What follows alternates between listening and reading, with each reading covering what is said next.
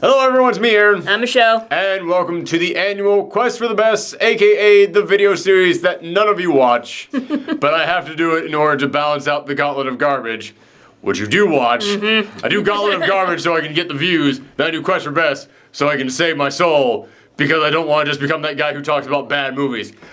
This is our series that we do every single year, in which before we put out our best of the year list, we look back at all the movies that came out last year and we talk about some of the best ones that we didn't get a chance to review. And this is a film that I had heard so many people talking about for so long. I remember when The Irishman came out and I looked at its Metacritic score and it was in the 90s. And I went, I'd never see any movie get in the 90s on Metacritic. This is insane to me. And then Parasite came in and I was just like, hold my Korean beer. Yeah, this film came out and got even bigger praise than that. This is probably one of the most highly regarded films of the year, and it's from the same director who did The Host, which is a great horror film. And it's from the guy who did The Host. It's called Parasite. You watch the trailers and it looks like something creepy is going down, which I didn't watch too much of the trailers. I try to avoid trailers because I like to go into films fresh. But I did catch the tail end of one when I went into another movie. And yeah, it definitely looks like something's going on. So you're like, oh, this is going to be some groundbreaking new psychological horror film. It's psychological. And there's horror elements to it, but... I thought it was based off the anime Parasite. Oh, yeah. That's spelled differently. And yes. And also it probably wouldn't be considered one of the best films of the year if it was based on anime. Yeah. Anime movies have a bad rep going on. Yes. But no, that's not what this is at all. This film, it is... Oh, God. How do I even describe what this thing is?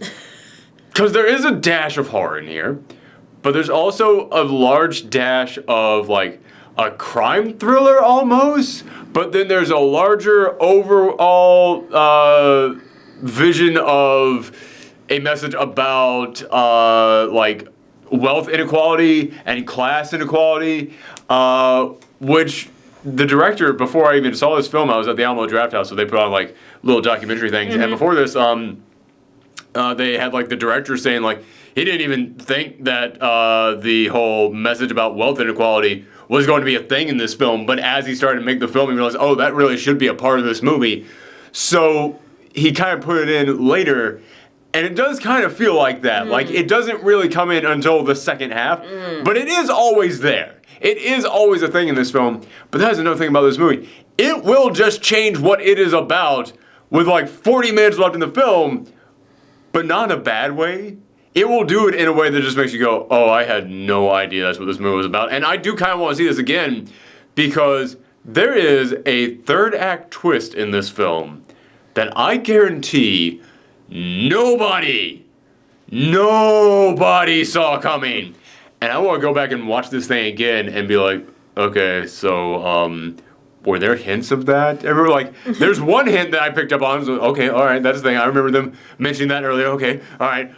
But the rest of it just comes so out of nowhere. And by the way, I didn't see this movie. You didn't see this, yeah. You went by yourself. Which makes me honestly wonder if I should spoil this thing. Because normally we talk about a movie, then I give it my score, then we go into a little bit of a spoiler discussion. But the big twist is so crazy that I kind of don't want to risk taking that away from anyone. But let's go ahead and get into what this is about. This is a film that's all about a family of father, mother, and then a son and a daughter. And the son and daughter, they're both around college age. So they're older. They're technically adults in and of themselves. But they're all living in this basement apartment. They've got one window that looks out and is just right at street level, one of those apartments. This film opens up with them saying that they no longer have Wi-Fi because the lady above them finally put a password on hers. So it started with them just walking around the apartment with their phones, trying to find any place they can get a signal. And the place they get the signal from is in the bathroom in the corner, and there is this weird-ass bathroom where you walk in there and the toilet is on a counter up there. So if you want to get on it, you gotta climb up on this counter and then you sit there with your head that close to the ceiling.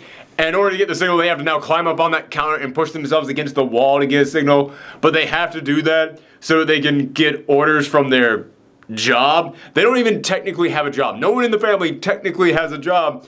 They work for a pizza parlor where they just make boxes for them. They just fold the boxes nonstop. They don't even make the pizzas, they just make the boxes. They just fold the boxes, but when they hand the boxes off to this lady, she basically just pays them in cash, and then they mention, yeah, you guys are too cheap to actually hire on a box maker. So they're not even like officially working for the company. They're being paid under the table to make boxes for this pizza place. That is what the entire family does, and they are barely getting by. They have it so bad that at the beginning of this film, there's a guy outside in the alleyway just spraying for bugs. Like something that the city just provides to clean up just bug infestations in the neighborhood. And they go, oh, he's coming by, we're very close to the window. And goes, no, we've had bugs lately. Leave the window open, we'll get free fumigation. And then you see them just folding the boxes as like their apartment just fills up with smoke. That's how bad they have it. But one day, a friend of the son's comes by, and he delivers to them a rock. It's this like prize rock that, which by the way, it's very weird to me that between this Uncut Gems and Avengers Endgame, 3 of my favorite films of the year all have pinnacle scenes revolving around people trying to get rocks. But yeah, like his dad apparently like works in some kind of like not jeweler, but something that has to do with rocks. Anyway, it's not that important to the film. The rock is kind of important, but the actual like reason why they're getting this rock isn't that important. But he comes by and it's this big slab of a rock. He's like, yeah, it's a gift for you guys. But then he starts talking to his son and he says, okay, yeah, I have to go off, but I've been tutoring this girl who works for a wealthy family. I could recommend someone else out there, but I trust you because when I'm done with college, I'm coming back and I'm going to ask her to marry me, but I trust you. So you can keep her safe. You can keep her away from all the other guys out there. I want you to tutor her while I'm gone. So the son goes and he gets interviewed to be the new tutor for this girl. And when he goes to this new house, this rich fancy house, it is like he's being teleported to another world. It is like he's just walking around and he is just staring at the lawn out there like, oh my goodness, like he has never seen something like this before. He goes in there, he ends up getting the job. But they also have a son, like a little kid. And he's kind of rambunctious, he's running all over the place. And the mom is just like, oh yes, we've tried figuring out ways to try and calm him down, but he's so energetic and I just don't know what to do. And then as the son is leaving, he just stops and goes, oh, you know what, I just remembered, I actually know someone who actually specializes in early child training. Oh God, what was her name? Jessica. She went to school over in Iowa in America, and she's the friend of a cousin of mine. Maybe I could recommend her for this. And he goes, well, I do prefer getting recommendations from people I know rather than actually blindly just getting someone. So, okay, just bring her over see what she can possibly do for us. Because like the next day, it's his sister that he's bringing over. And she's coming up there, which by the way, the sister is badass in this film because they have to fake college documents for the kid, for the son, so that he can get this job as a tutor. And you can just see her in like some computer lounge, like some computer cafe, just smoking a cigarette, just like making this expert level fake document, this fake college degree. And there's even a moment where the parents are looking at this thing going, she can actually get a job as a con artist. This is really impressive. Like they're actually applauding this behavior, which, I mean, they're so far down that, yeah, absolutely, you can understand. But they bring the sister over, and she just comes up, and she just goes, all right. Jessica, cousin's friend, went to school in Iowa, got it. Like, she's just trying to remember all this stuff. She goes in there, she impresses the mom with this. And from there, it keeps going. Like, I'm not going to reveal, like, who exactly what happens to, but there come moments in here in which they just screw over like other employees of the family. Like they purposely fuck over these other people. So that way they can get them fired and they come in there and go, oh, you need a new driver? Oh, you know what? There's someone who used to drive my family around when I was a kid. You know what? He's an older guy, but you want an older guy. That other guy you had, he was too young. You can't trust young drivers out there. But it was this older guy. You know what? Maybe maybe he could actually help you out. Oh, I'll see if I can still get in touch with him. And it's the dad. Yeah. Which the dad used to be a driver before, but he never used to drive around like limos or BMWs or anything. So you see them having to study how a BMW works by going to like a dealer and just sitting in the car like with the manual, just okay, and that thing does this. Okay, and it's like, oh, there's like a screen on cars now. I didn't know this. And yeah, he just has to learn everything new about cars. So yeah, they just screw over everybody until every single person working for this family is this other family. Mm-hmm. But all of them have to pretend like they don't actually know each other. Like, all of them have to pretend like they are not related. It's just none of them are using their actual names on this. And you can tell, like, they kind of enjoy this grand deception that they're pulling off.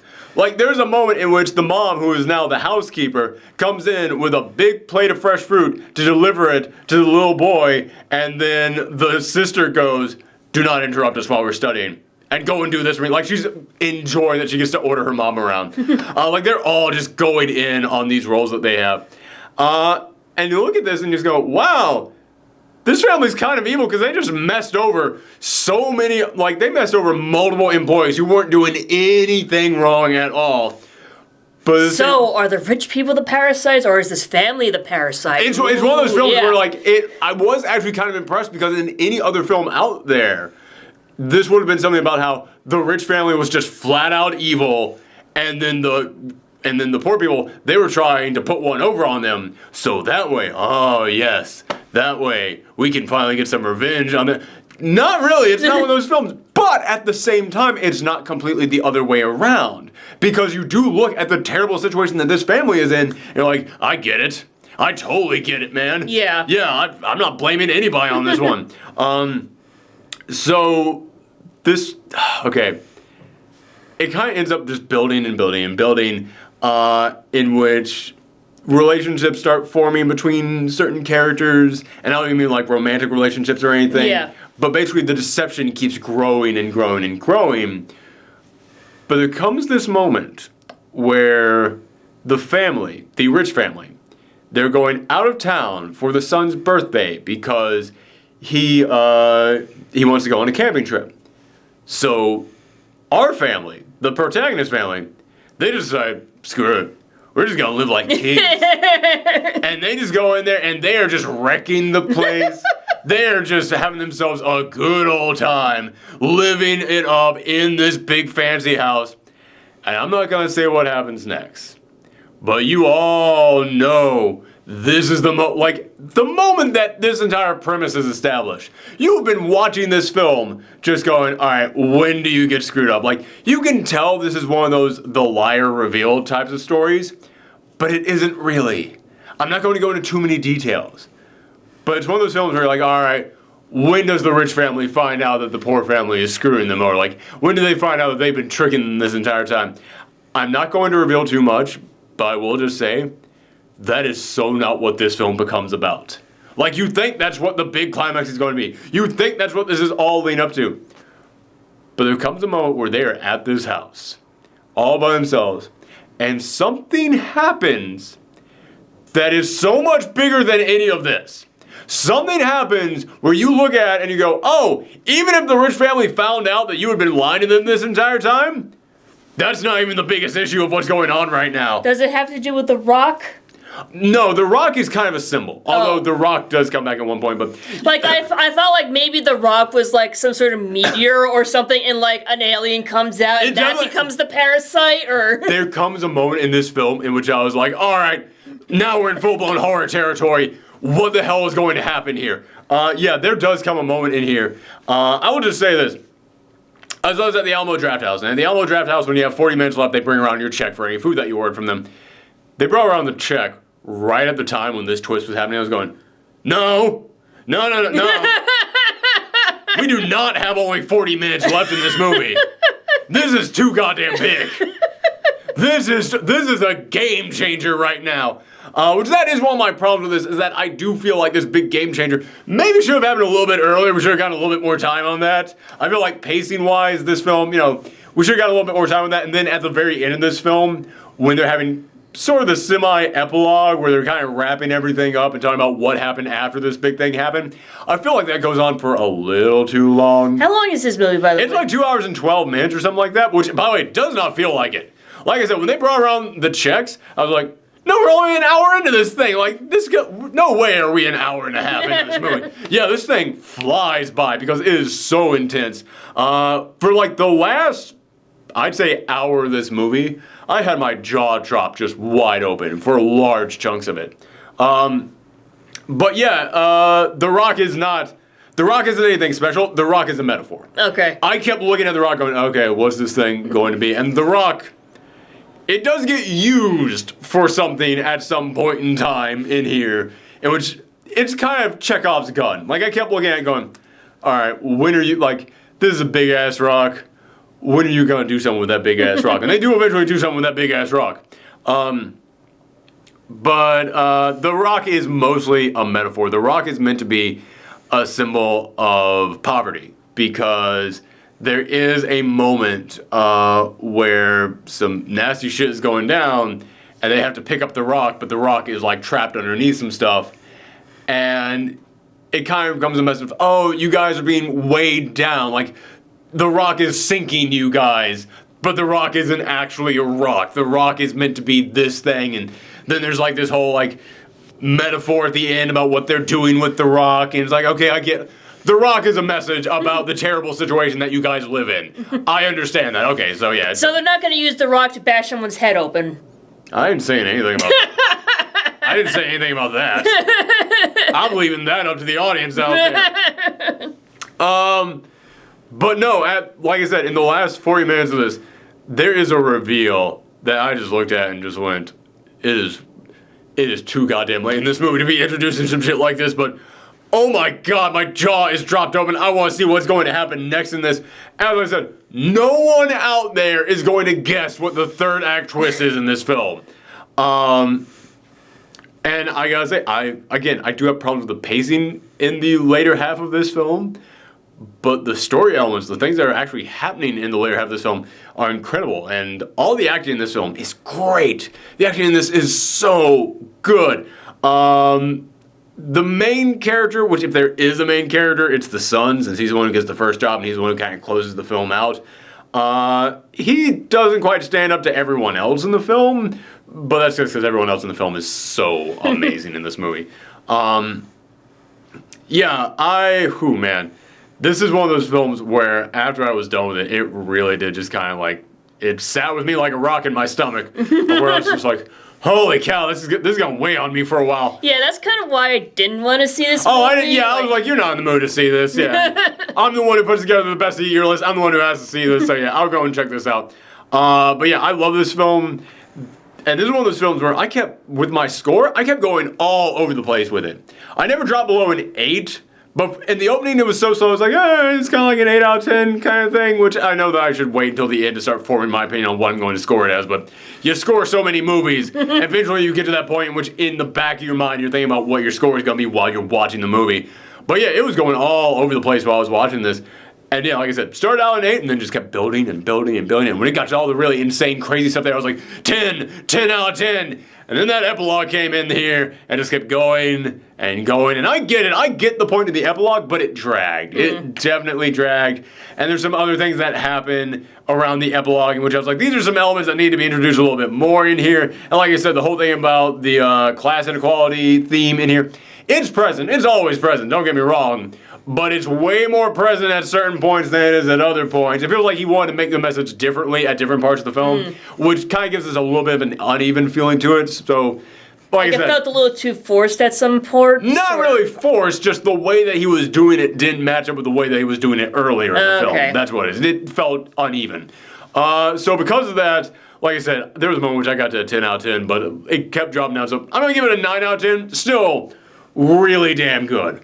Really good. I definitely see what everybody is saying about this film. Really impressed me. If you do get a chance to watch this, avoid all spoilers. That's all I'm going to say. I'm not even going to do the spoiler talk in here.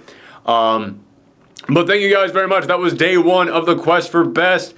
Tomorrow we will be back with the gauntlet of garbage, the thing that, let's be real, you guys all actually want to hear us talk about. But then come back the day after that. We're gonna basically be rotating for the next 10 days because we're gonna do 5 quests for best, 5 gauntlet of garbages, and then next weekend it's all going to lead up to us doing our best of the year, worst of the year list. So thank you guys very much. Come back next time. Bye.